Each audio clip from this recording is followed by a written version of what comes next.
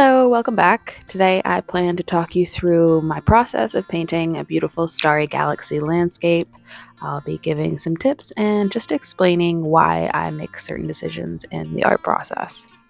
My overall creative vision of this piece was to capture a really beautiful Milky Way sky reflecting on a glass lake with a willow tree in the foreground that's kind of drooping into the water. As you can see at this stage, I'm just kind of throwing color onto the canvas. It's hard to work from a blank white canvas, so I'm just mapping in the rough area of where I'd like certain colors to be.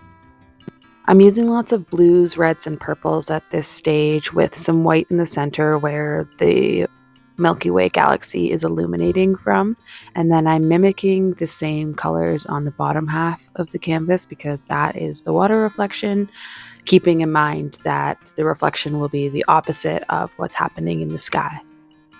I was using acrylics at this stage, which is why you can see a lot of the brush marks still, because I just wanted it to be easy to paint over had I changed my mind.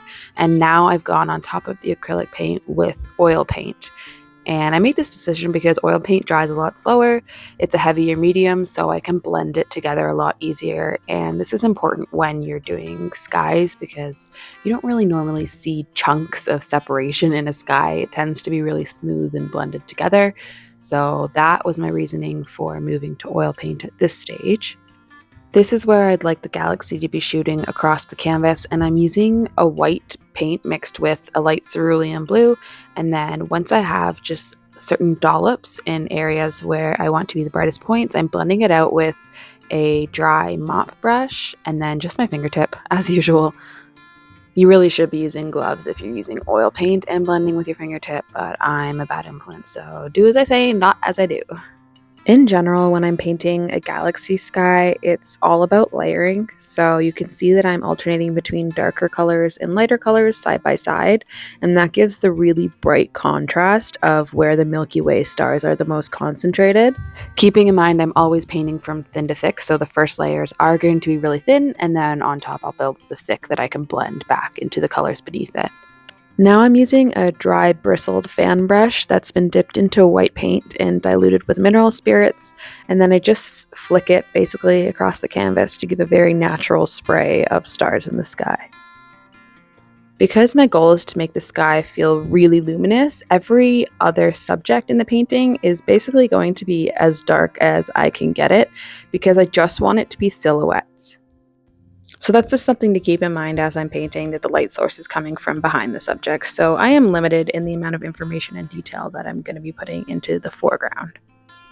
And this isn't a hard, fast rule. It's just something that I like to follow to make my landscapes look a little bit more realistic, as if you're viewing it in real life. So with that being said, you can see I'm starting here on the very foreground where I'm adding in some rocks.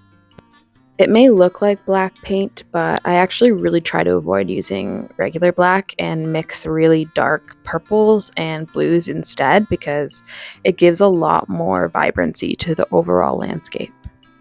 Here I'm using another hard bristled fan brush and just dabbing in spots where I would like there to be the impression of branches coming down from this willow tree. And I'm working in layers from dark to light. So I started with the dark blue and purple, and now I'm adding on gradually a little bit more of like a green color. And same with the grassy patch in the very foreground there. As you can tell, I love fan brushes. They're great for making the impression of details without having to spend literally hours manually swiping in every single brush stroke for things like blades of grass or leaves on a tree. I decided to add a sweet little crescent moon and its reflection. I'm using white paint, but it doesn't really matter because I will be going on top of this with metallic gold shortly. And now that I've added that moon, I can add more highlights onto the tree where I think the light would be glistening and hitting the different leaves, allowing a little bit more color through. I love adding metallic gold accents when I'm just about finished with a piece. I just feel like it gives a really magical, enchanting effect, and when you look at the painting at different angles, depending on how the light is hitting it, it just completely brings the piece to life. And the points I want to be the absolute brightest, I use metallic gold leaf on. I did apply an adhesive and then let that get tacky for a couple minutes before applying the gold leaf.